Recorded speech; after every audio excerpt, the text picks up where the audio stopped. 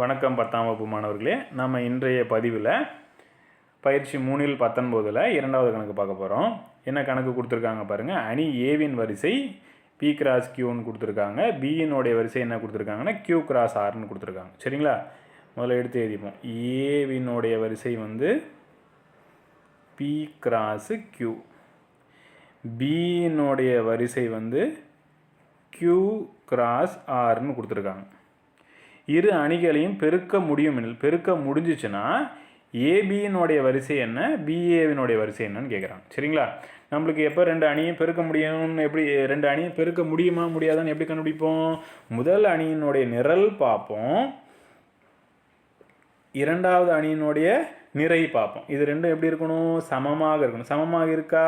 சமமாக இருக்கா. அப்போ ஏவோட பிஏ நம்மளால் என்ன செய்ய முடியும்? பெருக்க முடியும். அப்போ அதனுடைய வரிசை என்னவாக இருக்கும்?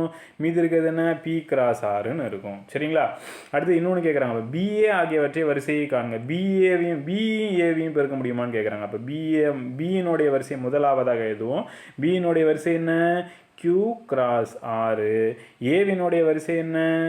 B cross கியூவு. சரிங்களா, இப்போ இது ரெண்டுத்தையும் பெருக்க முடியுமான்னு பாருங்கள். முதல் அணியினுடைய நிரலையும் இரண்டாவது அணியினுடைய நிறையும் பார்க்கணும். ரெண்டும் என்ன இல்லை? சமமாக இல்லை. அப்போ பியும் ஏவியும் நம்மளால் என்ன செய்ய முடியாது? பெருக்க முடியாது. அப்போ பிஏவை என்ன செய்ய முடியாது? நம்மளால் பெருக்க முடியாது. இதுதான் நம்மளுக்கு என்ன செஞ்சுருப்பாங்கன்னா இப்போ இந்த கணக்கை தீர்த்து கொடுத்துருப்பாங்க. அதை பார்ப்போம். சரிங்க, இருக்காங்க பாருங்கள். ஏவினுடைய வரிசை பியினுடைய வரிசை எழுதியிருக்காங்களா?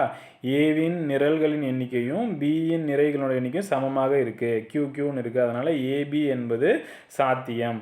அது ஏபியின் வரிசை வந்து பி இன்ட்டு ஆர்னு வந்துடும். இப்போ பியின் நிரல்களுடைய எண்ணிக்கையும் ஏவின் நிறைகளுடைய எண்ணிக்கையும் என்ன சமமாக இல்லை பாருங்கள். பிஏவை பெருக்கும்போது ஆரும் கியூவும் சமமாக இல்லை. அப்போ பிஏ என்பது சாத்தியம் அல்ல அப்படின்றது உங்கள் விடையாக எழுதிடணும். நன்றி.